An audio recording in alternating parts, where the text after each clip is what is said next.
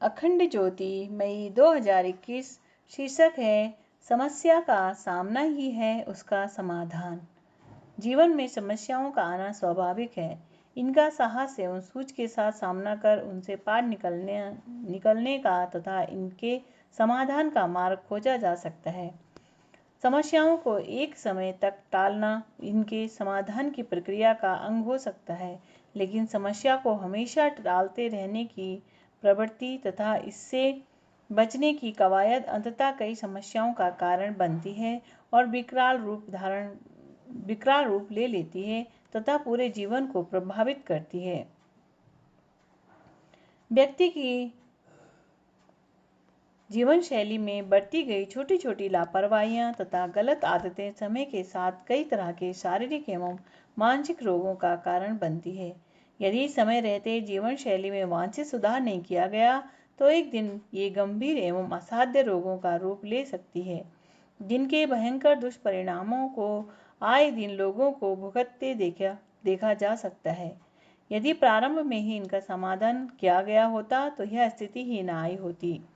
यही जीवन के अन्य क्षेत्रों में बढ़ती गई लापरवाही के संदर्भ में भी है।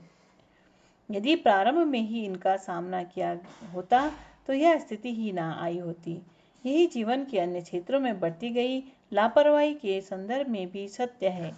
जीवन की समस्याओं के बिगड़ने पर फिर ये व्यक्ति के पूरे समय ऊर्जा और ध्यान को नियंत्रित कर लेती है तथा गहन तनाव, विषाद और दुख का कारण बनती है।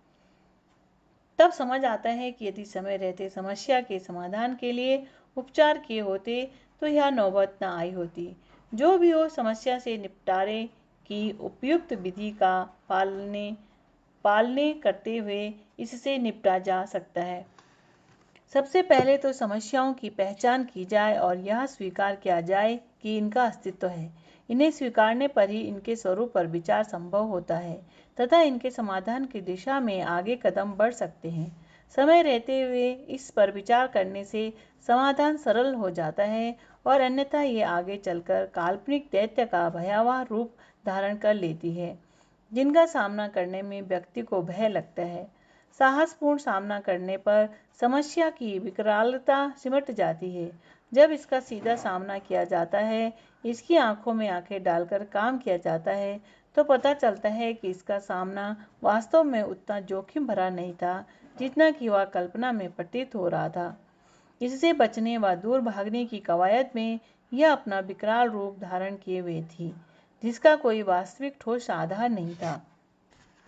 इस तरह यदि हमारा जीवन आशाजनक सुख, संतोष एवं प्रसन्नता से भरा नहीं है तो आत्मावलोकन करते हुए ज्ञात कर सकते हैं कि इसके मूल में वो क्या समस्याएं हैं जिनका सामना करने से हम बच सकते हैं, जो हमारे भय व पलायन का पोषण पाकर विकराल मानसिक द्वंद्व, भय और आशंकाओं का कारण बनती हुई हैं।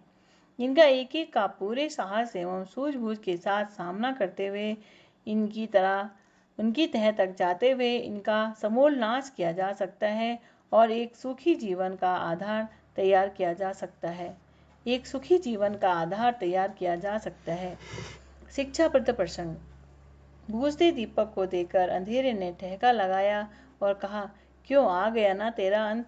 छोटा सा दीपक और अंधकार को चुनौती देने चला था। दीपक बोला, बंधु, अंत तो इस संसार में हर एक का निश्चित है।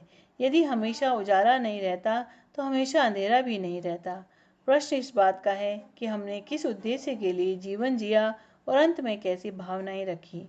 मुझे संतोष है कि मैं औरों के हित जिया और औरों के हित मरा।